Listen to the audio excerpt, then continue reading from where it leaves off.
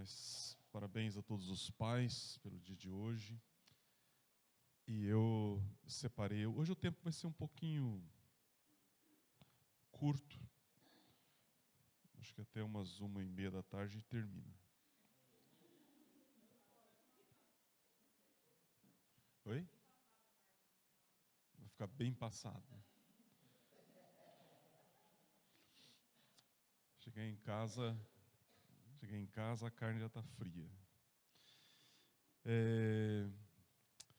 Estava estudando essa semana para compartilhar com vocês hoje, daí eu pensei bastante sobre o dia dos homens, os pais, né?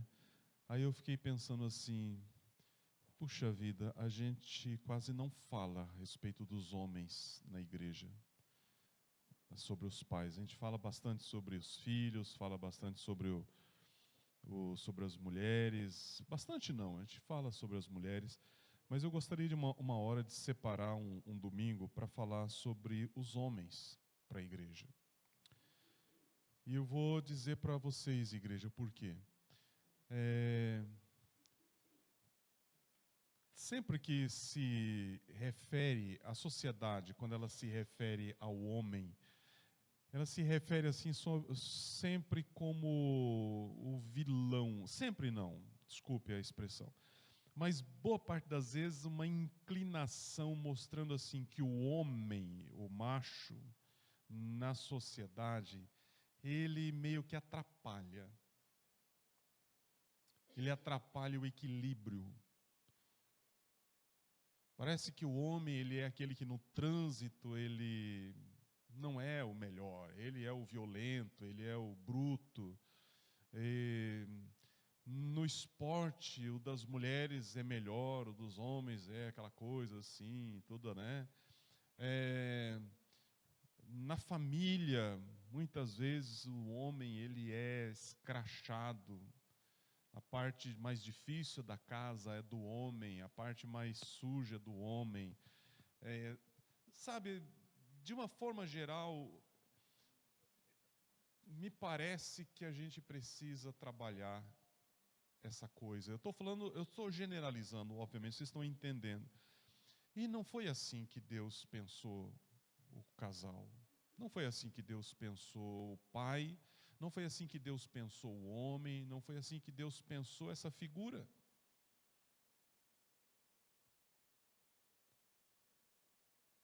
Quando Deus cria o homem e a mulher, Ele cria igualzinho. Igualzinho. Para ser tão igual, do homem Ele tira a mulher. Ele gera a mulher da costela do homem, do DNA do homem. Para não ter esse negócio, ó, criou lá, ó, usou uma terra diferente, um barro diferente. Ó, depois que ele criou, num tempo diferente, de um jeito diferente, numa inspiração diferente, não, da mesma matéria, quer dizer, nada. A única coisa que Deus colocou assim, olha, é papéis diferentes, para não ter, sabe, choques, papéis diferentes. Então, uma hora dessa, eu gostaria que as irmãs permitissem a gente falar, né, sobre isso com a igreja, sobre o homem, resgatar um pouco essa figura do guerreiro gentil, resgatar um pouco essa coisa do homem, e o próprio homem sair desse papel de aceitar ser o vilão. Já que eu sou assim mesmo, eu sou o bruto, eu sou o estúpido, eu sou o grosso, eu sou o pior, eu sou, e encarna essa mentira e não melhora nunca. Nós cantamos agora há pouco, somos filhos de Deus. O filho de Deus, ele não é assim. Eu não consigo ver Jesus como sujeito estúpido, grosso, errado, que na hora que ele lidava com as pessoas, ele era, diante da figura feminina, ele era o avesso. Ele era o mesmo, lidando com homens e mulheres e crianças, ele era o mesmo, lidando com ricos e pobres e aleijados e reis, ele era o mesmo. Vocês conseguem ver isso? Agora, o julgamento que faziam dele, vindo de fora, sim, um julgamento de esse homem, esse homem.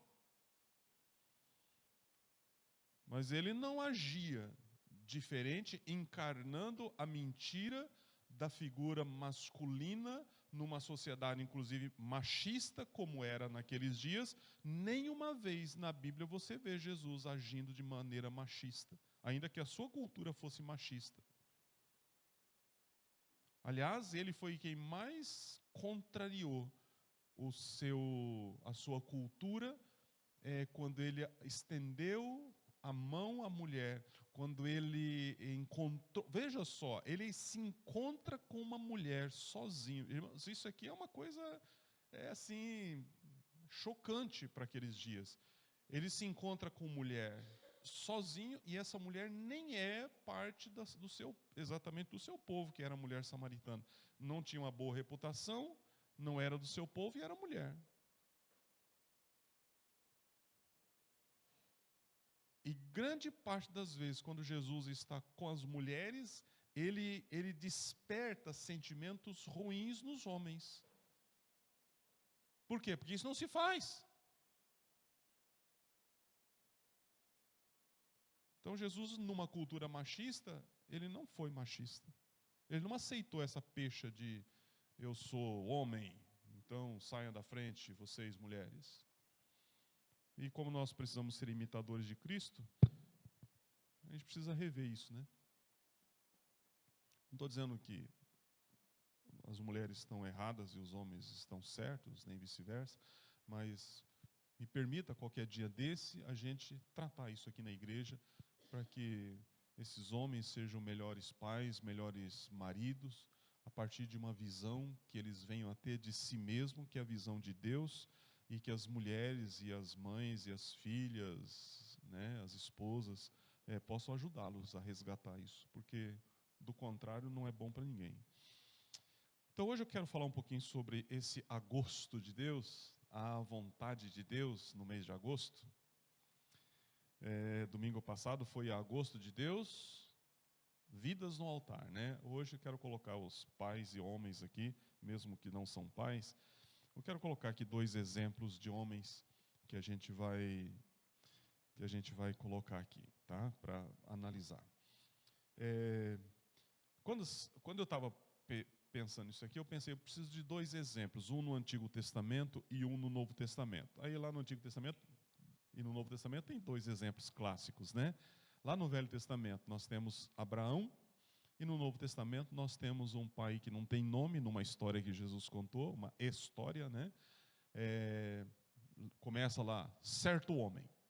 Foi Jesus que disse, certo homem. Então eu mantive ali, certo homem.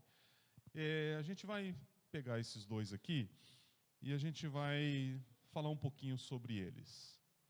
Agora, uma coisa que eu acredito que vocês já devem ter analisado é que nos 2 casos dessa história, quem são sacrificados aqui? Não são os pais? A gente sempre olha num ângulo, né, de um pai que recebe de Deus uma ordem para sacrificar o menino, e que ordem difícil. E a hora em que o menino diz para o pai, pai, você vai me amarrar, vai me pôr aqui no altar, a gente fica imaginando como foi para Isaac aceitar o pai e colocar ele no lugar do carneiro. Que coisa! Mas nós poucas vezes pensamos o que aconteceu dentro de Abraão. A gente pensa só naquele momento em que ele recebe a ordem de Deus e ele sacrifica o teu filho, e pula para o significado disso, e não pensamos no sofrimento de Abraão. Não é assim? Pelo menos para mim foi sempre assim. Ouve-se a história,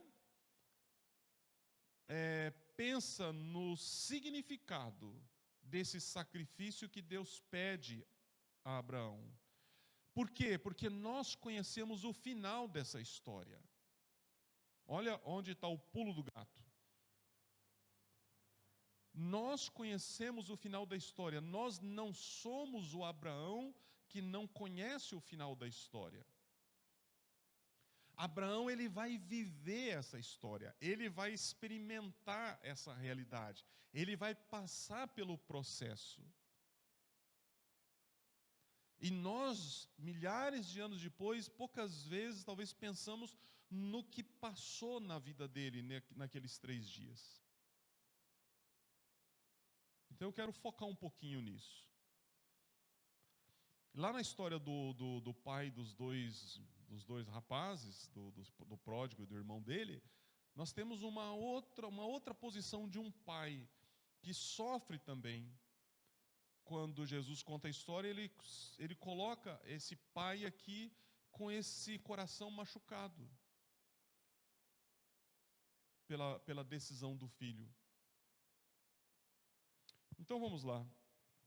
Nada como a Bíblia para nos ajudar a entender. Vamos ler. Gênesis capítulo 22, está escrito assim: passado algum tempo. Outra coisa importante, antes de eu continuar a leitura, é para contextualizar. Eu acho que isso aqui vai ajudar bastante você a entender, porque o texto está começando assim: passado algum tempo, Deus pôs Abraão à prova. Presta atenção aí. Isso não é tentação. Na Bíblia, nós temos provação e tentação. Todas as vezes que você vê lá tentação, ela se origina em Satanás. Todas as vezes que você vê provação, ela se origina em Deus.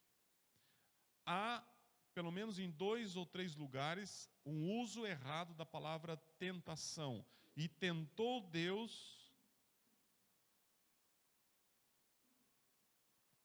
é a palavra mais próxima para falar de uma provação profunda. Mas as versões seguintes já foram corrigindo isso aqui. Porque Deus não tenta ninguém, quem tenta é Satanás. Então, pergunta é, por que Deus ele decide provar Abraão? Quando você vai lá no capítulo 12, 10 capítulos atrás desse texto que nós estamos lendo, foi onde Deus chamou Abraão e fez promessa para ele. E Abraão começa a sua jornada, só que ele tem falhas pelo caminho. Tá? Em 10 capítulos você vê anos acontecendo, e ele como homem, como pai, como marido, ele comete erros feios. Gente, um deles está até hoje presente na nossa história. Quando você abre um mapa, quando você vê mapa mundi, você vê Oriente Médio, você vê povos árabes, grande parte dos povos árabes originados de um filho de Abraão, irmão do rapaz aqui, do Isaac. Quando Deus fez a promessa para Abraão, Deus disse para ele assim: você vai ter um filho. Ele já era velhinho, a sua mulher velhinha. Passado um tempo, a mulher não engravidou. A mulher disse para ele assim: olha, vamos o seguinte, nós vamos ter um filho, mas não pelo meu ventre, vai ser pelo ventre da nossa empregada. Então eu estou permitindo você pode engravidar ela. E ele engravida a concubina, a empregada, e ela tem um filho. Foi isso que Deus tinha dito para ele. Tá certo? Isso é fé? Hoje nós conhecemos Abraão como o pai da fé. Não, não foi. E ela teve um filho, e logo depois a Sara teve um filho, a esposa dele teve um filho. Pronto, agora tem 2. Deus tinha dito que era um filho. E aí Deus precisou resolver esse negócio. Resolver a caca de Abraão. E Abraão tentou resolver também. O homem sempre tenta resolver seus problemas. Quer dizer, ele tentou mandar a mulher embora com o filho e tudo. E Deus disse, de jeito nenhum, é filho seu, você também vai abençoar ele, você vai dar herança para ele, e ele vai formar uma grande nação também, que são os povos árabes, que são inimigos de Isaac, são inimigos, dois irmãos. Então, até hoje, dois irmãos brigam. E os dois chamam Abraão de pai. Somos filhos de Abraão. E teve outras situações aqui que não temos tempo para analisar. Ou seja, Deus precisa consertar Abraão. Por quê? Porque Deus, quando tem projetos sobre a vida de uma pessoa, Deus conserta. Deus não trabalha em cima de alicerce ruim. Por quê? Porque vai desandar tudo lá na frente. Então, um jeito de trabalhar Abraão é pondo ele à prova. Temos aqui a história. Vamos lá. Passado algum tempo, Deus pôs Abraão à prova, dizendo, Abraão, ele respondeu, eis-me aqui. Então disse Deus, tome seu filho, seu único filho Isaque, a quem você ama, e vá para a região de Moriá. Sacrifique-o ali como holocausto num dos montes que lhe indicarei. Na manhã seguinte, Abraão levantou-se e preparou o seu jumento, levou consigo 2 de seus servos e Isaque, seu filho. Depois de cortar lenha para o holocausto, partiu em direção ao lugar que Deus lhe havia indicado.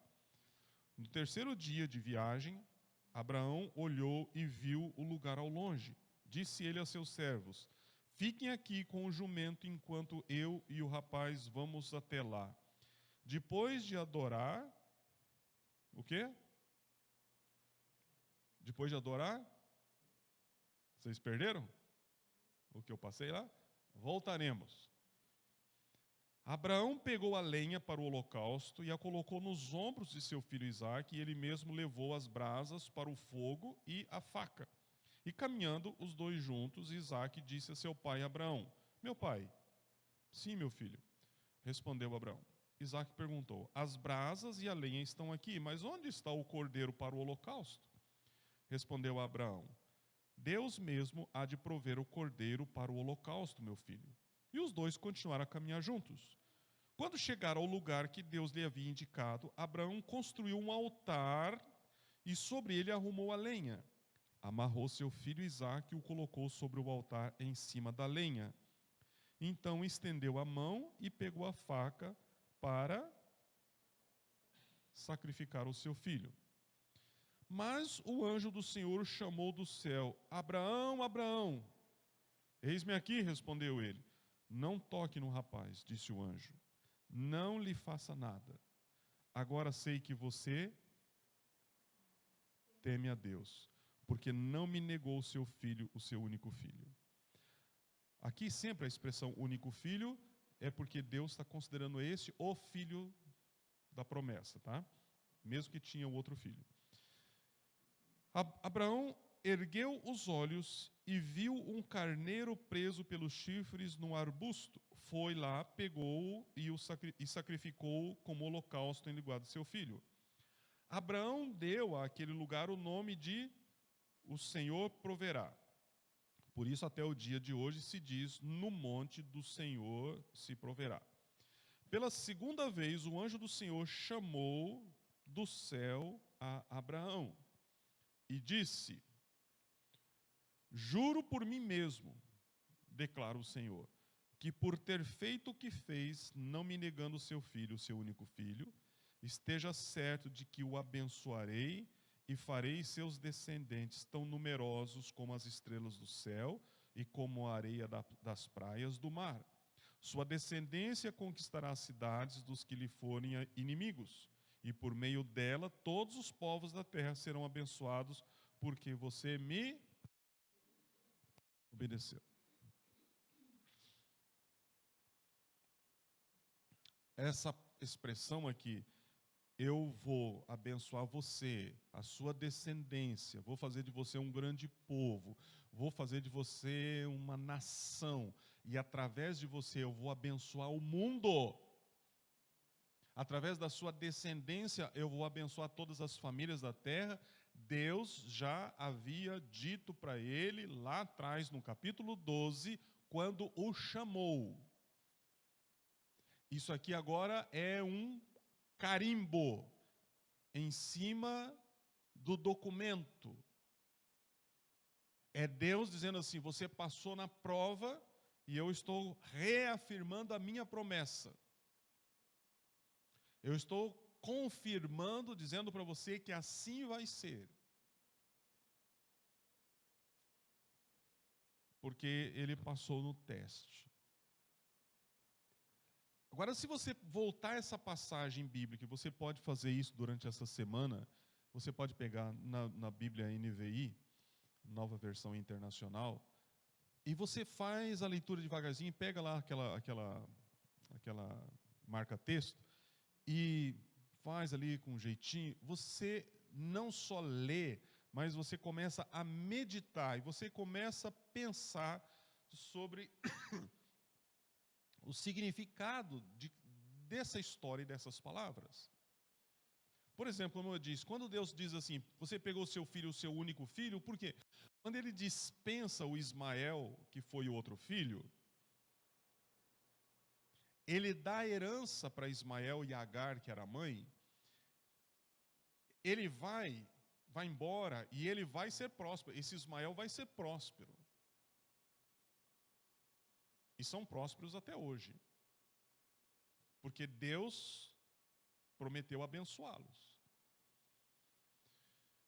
Só que o Ismael, ele sai da história do que Deus vai fazer com Abraão. Então fica aqui o filho da promessa. Fica aqui aquele que Deus diz assim, era nesse Abraão que era para se cumprir, e é aqui que nós vamos tratar. Então Abraão é chamado de único filho, o filho da promessa. E esse que diz ali, a quem você ama, porque foi o que ficou, que era o filho dele e da Sara, da sua esposa, é onde vai doer mais. Se tivesse que sacrificar o Ismael, não seria problema, tanto quanto sacrificar o Isaac. E aí nós começamos a perceber algumas coisas acontecendo dentro da vida desse homem. E eu listei aqui, 2, 4, 6, 8, 10 características do Abraão para a gente passar rapidinho aqui nesse momento. E enquanto eu passo essas características, eu penso assim: quanto de Abraão há em nós, homens que estamos aqui hoje de manhã? Pais e não pais. Mais velhos, mais novos, e aqueles que ainda nem entendem muito bem algumas coisas que nós vamos colocar aqui, mas que um dia, quando forem pais, poderão compreender perfeitamente, porque já terão aprendido. E na periferia de tudo isso estão as mães, as filhas, as esposas. E eu convido vocês para dar um passo atrás, mulheres, e analisarem a história desse homem, na sua visão de mulher, na sua visão de mãe, de filha, e enxergar um homem. Então, quando você abre a passagem ali, você vê que Deus coloca ele à prova. A primeira coisa que Deus faz, Deus chama ele. E quando Deus chama ele, ele é um homem que ouve a voz de Deus. Aí você diz: e daí? E daí é que o chamado de Deus não é um privilégio a alguns homens. O chamado de Deus sempre é para todos os homens, porque Deus não escolhe filhos. Deus não fala com alguns filhos e deixa outros. Tira da cabeça aquela imagem de um pai de décadas atrás, quando ele tinha lá seus 12, 13, 14 filhos, mais ou menos metade ou mais homens, e ele tinha que chamar eles para uma tarefa, e ele olhava e diz: esse é o Edivaldo, esse é o Marinaldo, esse é o Josevaldo, Porque naquela época era tudo assim, né? Não era? Lá em casa, minha mãe e meus pais começaram assim: Daniel, Davi, Darlete, Darli. Aí eu cresci, quando chegou o quinto, eu disse: com D não. Aí veio Samuel. Brincadeira, não fui eu não. Não sei se que despertaram, entenderam que não precisa ser tudo com D, né? Aí, naquele tempo, né, quando ia pôr nome nos filhos, estou brincando, não é que era assim, mas tinha esse costume, às vezes, de colocar nomes parecidos. Então imagina lá atrás, o pai queria chamar o filho e não sabia quem era, e de repente ele já chamava aquele ali que era pelo apelido, era mais fácil. Não é assim com Deus. Deus não tem dificuldade em saber quem somos nós, então Ele fala conosco, gente, acredite, Deus fala conosco, Ele chama a gente para falar, para dar missão, para dar tarefa, para provar, para bater papo, para brincar, sabe, Deus chama, acredite você ou não, porque Ele é Pai, Ele é Pai. E não é pai como os pais aqui que misturam o nome dos filhos, que se perde, que às vezes tem um filho que ele tem uma certa facilidade para lidar, então ele fala mais com esse do que não, não é assim com Deus. E Deus, ele tem um propósito para a vida de Abraão. Então, dentre tantos homens, ele escolhe ele, diz Abraão, e ele, no que ele escolhe Abraão, ele já dá uma facãozada em Abraão, sai da tua parentela, quer dizer, já começa um rompimento aí, sai da tua parentela, vai para uma terra distante que eu vou te mostrar, e ele foi, e ele larga tudo, quer dizer, ele devia ter largado um sobrinho, levou junto, mas o sobrinho foi uma outra forma de Deus trabalhar ele.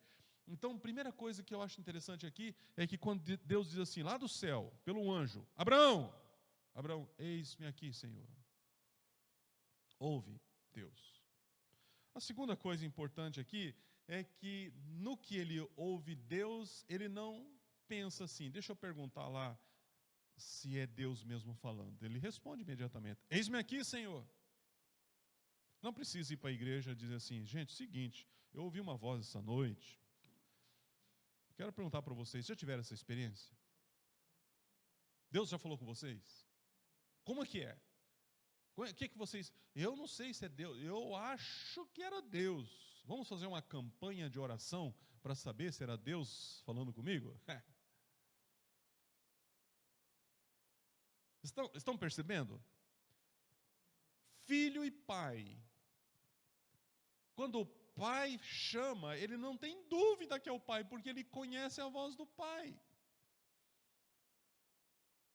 Então ele responde imediatamente. Eu acho muito interessante isso aqui, porque nós estamos vivendo um tempo em que é um tempo de tantas inseguranças, tantas dúvidas, tantas notícias falsas, tanta fake news, que isso já está tomando o coração de pessoas cristãs, que quando ouve alguma coisa de Deus, já questiona assim, será? Será que é Deus? Será que não é uma fake news espiritual? Será que não é um anjo fake? Será que não é só um espectro de anjo? Será que não é uma projeção de um anjo? Será que não é algo da minha cabeça? Será que não é uma projeção psíquica? Será que não é algo que está acontecendo comigo, que eu estou ouvindo coisas?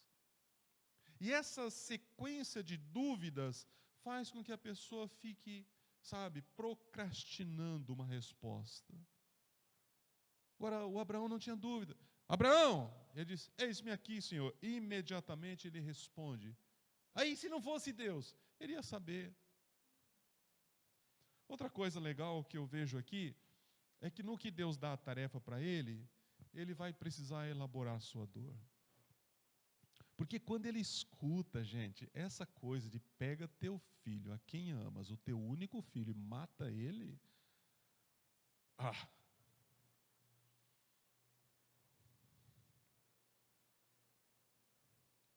você acha que Abraão dormiu aquela noite? ele tem aquela noite para trabalhar a dor. Ele tem aquela noite para colocar essas coisas dentro dele no lugar certo.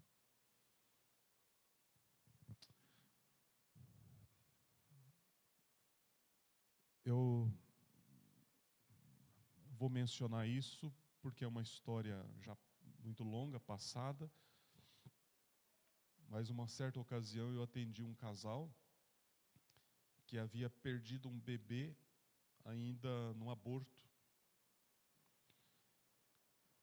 E eles, acho que o bebê devia ter uns 6 meses, 5 meses, alguma coisa assim.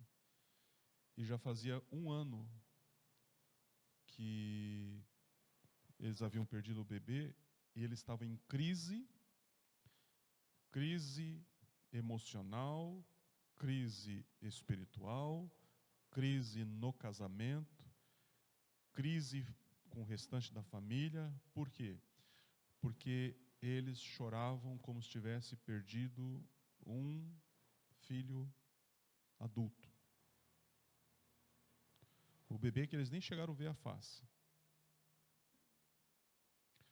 Eles não tiravam as coisas do quarto, que eles haviam começado a montar o quartinho do bebê. Eles não abriam, eles não deixavam ninguém entrar, e eles não aceitavam conselhos dos parentes. Em outras palavras, eles sentaram em cima da dor e se recusaram a sair. E aquilo estava acabando com a vida deles. Irmãos, deixa eu falar a parte mais triste aqui. Pessoas cristãs com uma fé como a que todos vocês aqui, todos nós temos, mas não conseguiam elaborar, não conseguiam entender a mão de Deus, não conseguiam enxergar o que Deus, o dono da vida, aquele que dá e aquele que tira, não conseguiam aceitar o projeto de Deus.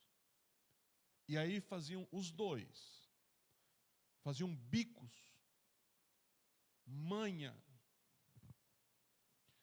Eles chegaram ao ponto de gostar de estarem de luto, porque se encostaram no luto, e aí todas as pessoas ao redor precisavam respeitar o seu luto, que não tinha prazo para cessar. Até que alguém catou eles assim: vocês vão para a terapia, não é possível que vocês vão ficar desse jeito. Estão entendendo? Dói, claro que dói, perder filho dói, seja no ventre da mãe, seja um adulto, dói, claro que dói, sempre vai doer, uns mais, outros menos. Ainda mais se você tiver que sacrificar ele. Agora, um homem, esse homem que eu estou falando para vocês, mulheres, mães, esposas, ele dê um passo atrás e enxerga, quando ele recebe de Deus uma ordem, olha que coisa louca aqui. Não diz em nenhum lugar que Abraão conversou com Sara.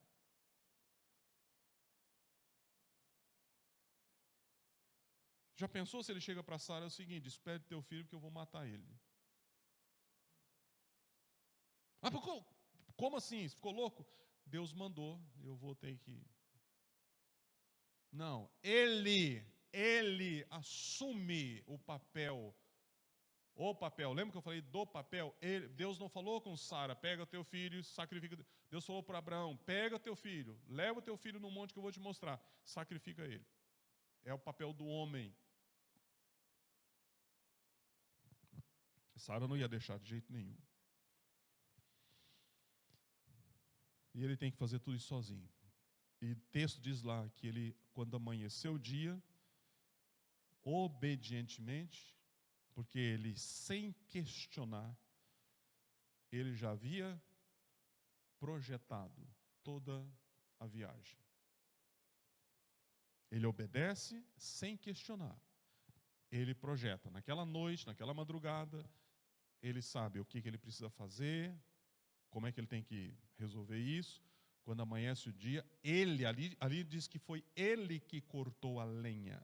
Não, ele não mandou ninguém. O velho, cento e cacetada, ele cortou a lenha. Mandou chamar trazer um jumento, chamou 2 empregados, e ele vai caminhar durante 3 dias. E olha o que pode acontecer em 3 dias de caminhada. O que pode acontecer em 3 dias de caminhada? Desistência, não é? Mas ele persistiu. Gente, 3 dias é tempo suficiente para repensar. Ou não? 3 dias, 3 noites é tempo suficiente para analisar. E ele persevera. Quando chega lá, num certo lugar, que ele vê um monte, tem que subir agora, o que ele fala? Ele faz? Ele fala para os empregados assim: vocês vão ficar aqui, olha só, vocês vão ficar aqui, eu e o menino, nós vamos subir para adorar a Deus. E depois que nós tivermos adorado, nós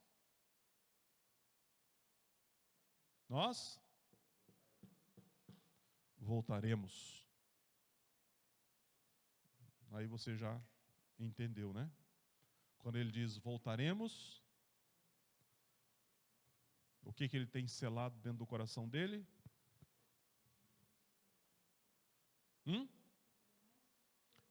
A promessa lá de trás, gente. O que Deus havia feito para ele? Promessa. Qual foi a promessa? Em cima do seu filho, o seu único, Ismael está fora. O menino com a sua mãe vazou, foi embora, foi para outra terra, não tem mais notícia dele. Deus já deixou claro, o negócio é com o Isaac, a Sara não teve outro filho, é com o Isaac. Deus diz: eu vou fazer de você, Abraão, uma nação. Eu vou dar para você uma geração aqui que vai encher a terra de bênção. Aí ele ouve uma ordem contrária. Deus dizendo: mata o menino. Por que ele não fala nada para Sara, para a esposa, para a mãe da criança? Assim, não adianta eu falar, ela vai encrencar, essa mulher vai dar dor de cabeça, ela vai fazer escândalo, ela vai desmaiar, vão ter que enfiar álcool no nariz dela ainda. Eu vou levar, eu vou matar ele. Eu vou matar, Deus mandou, eu vou sacrificar. Matar não, eu vou sacrificar, né? Só que Deus fez uma promessa.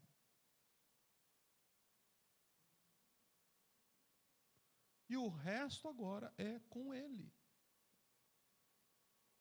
Ou ele é Deus, ou, me desculpa a expressão que eu vou usar, Abraão pode ter pensado: ou ele é Deus ou ele é um baita de um canalha. Como eu creio que ele é Deus e eu creio nele, ele vai ter que ressuscitar meu filho, porque o meu filho não vai poder ser pai morto.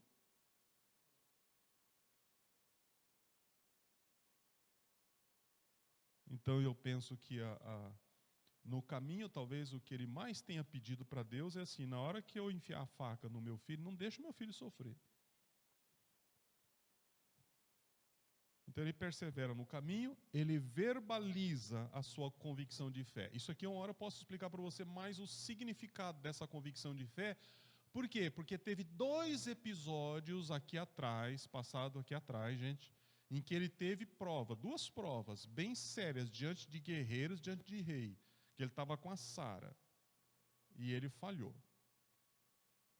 Tá? E aqui ele não tinha como falhar. Aqui ou vai ou racha. O menino pergunta para ele assim: pai, é engraçado que ele ainda põe a lenha do holocausto nas costas do menino. Vamos lá, filho, vamos subir. Você diz: tá, não tinha lenha lá em cima? Por alguma razão, para começar o fogo, tinha que ser uma lenha que ele havia cortado, lenha sequinha e tal, lá em cima completa com as outras, né? Mas essa lenha aqui é a lenha sagrada. Pensa o que você quiser. Ele põe esse feixe nas costas do menino e pega a brasa, pega o cutelo, a faca grande e começa a caminhar. E o menino, bom, o pai não trouxe animal lá da fazenda, o pai não comprou nenhum no caminho, daquilo em cima não parece que tem fazenda, criação de animal. Ele pergunta para o pai: pai, seguinte, está aqui a lenha, está aqui o fogo, está aqui tudo certinho, mas e o carneiro para fazer o sacrifício?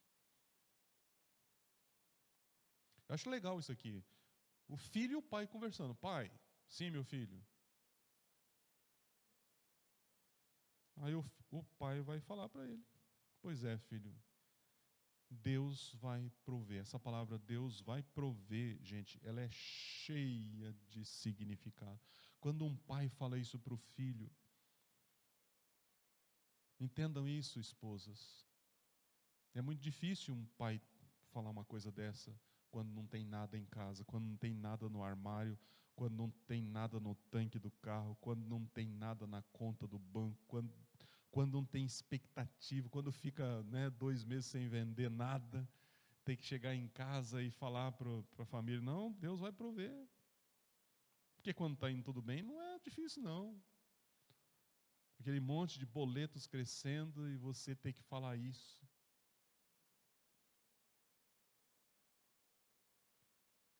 E ele diz para o menino: Deus vai providenciar. Deus proverá.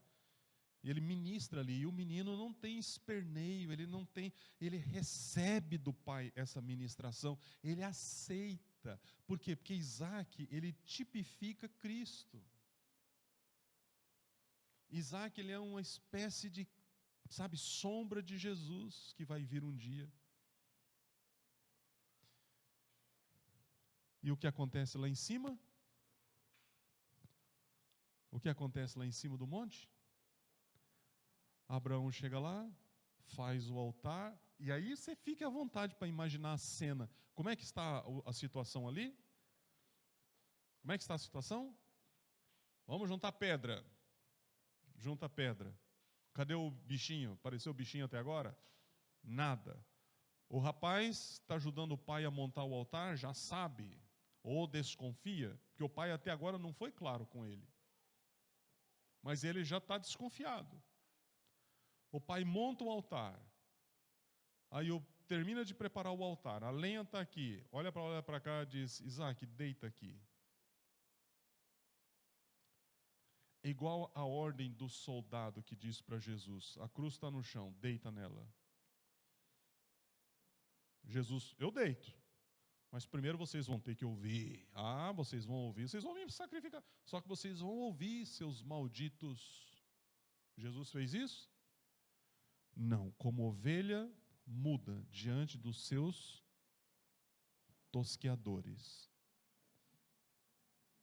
ele deu a sua vida. A cena, irmãos e amigos, é muito provável que tenha sido a mesma de Jesus deitando na cruz.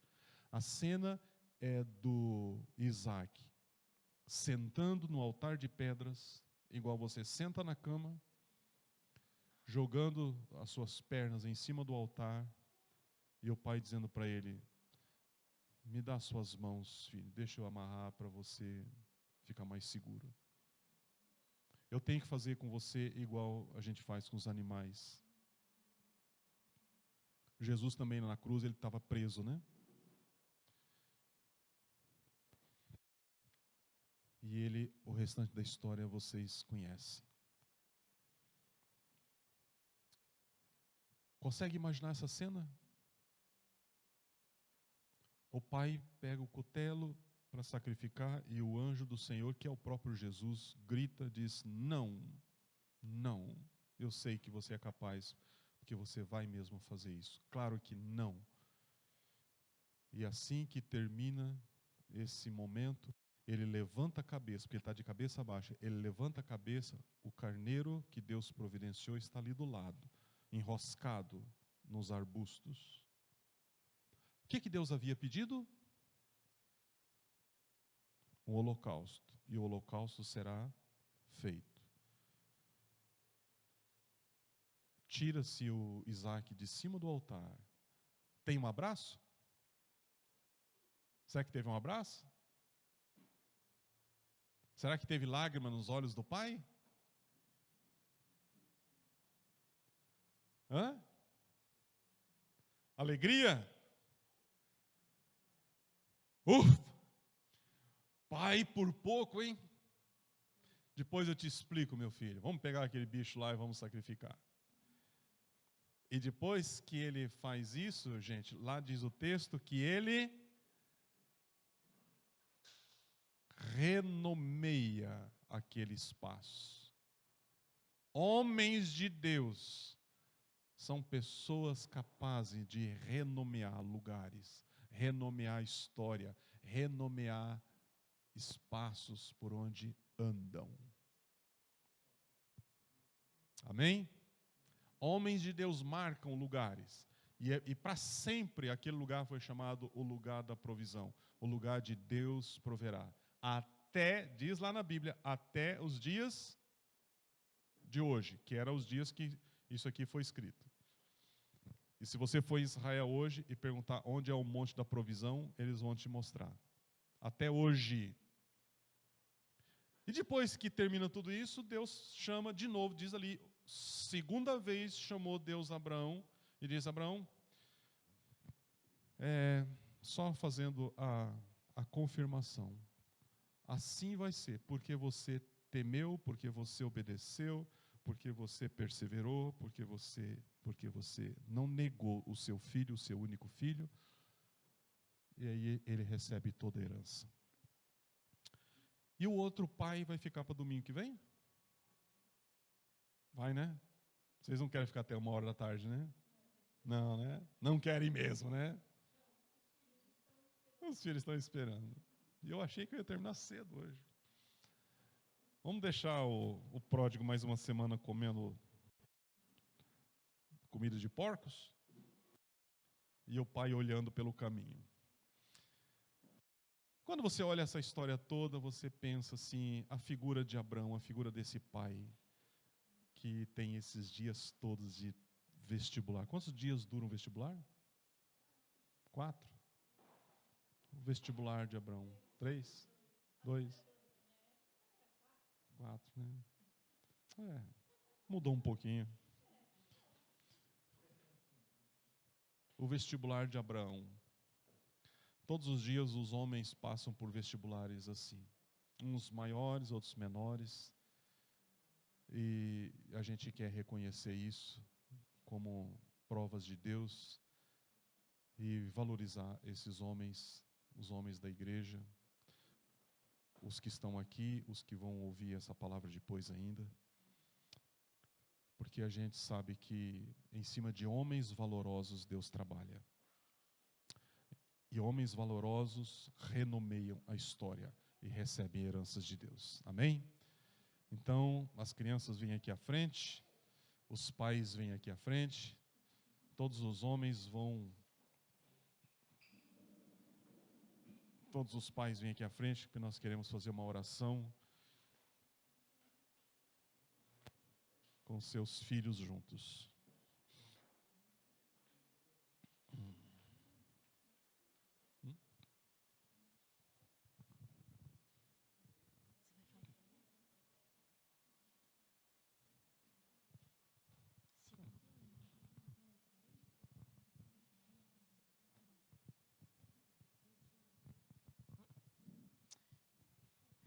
As crianças fizeram uma lembrancinha personalizada para cada papai. Então, elas vão entregar agora. Rafa, pode ir? Peraí.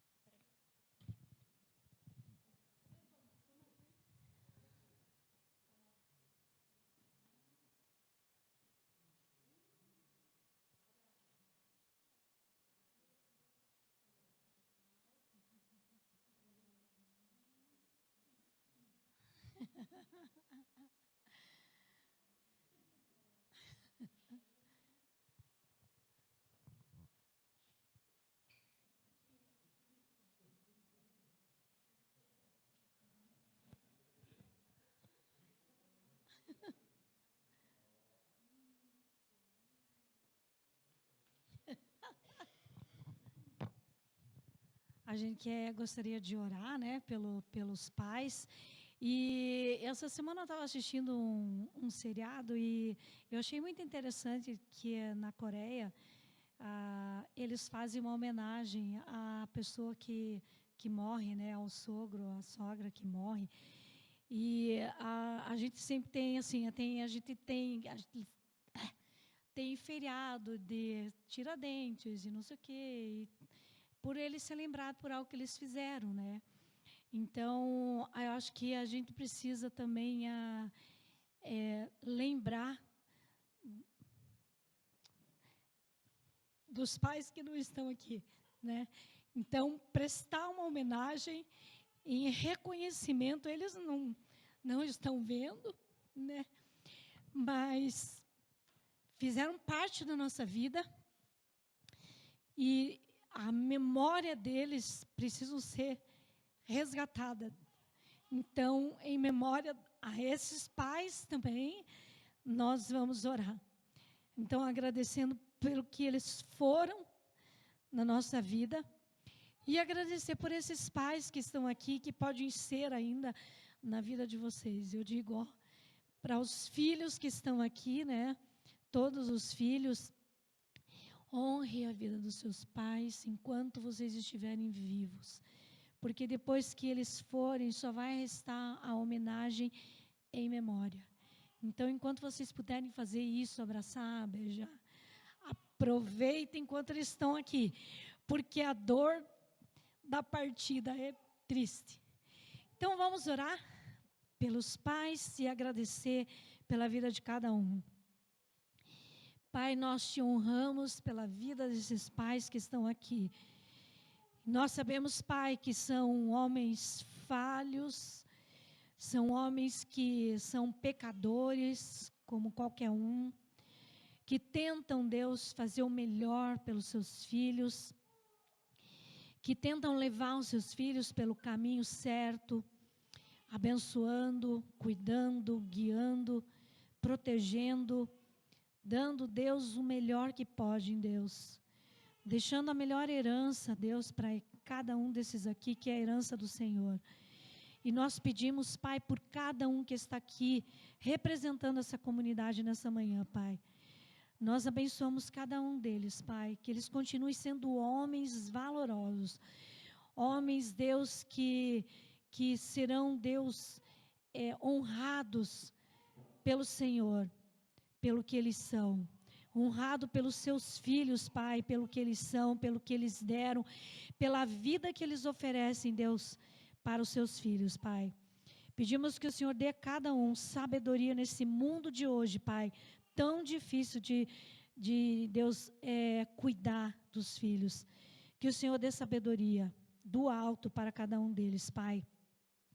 E nós queremos também, Deus, honrar a memória, Pai, de todos aqueles pais que não estão aqui, que também, Deus, foram homens que lideraram, Deus, e que foram pais presentes, Pai. Nós agradecemos pela vida de cada um.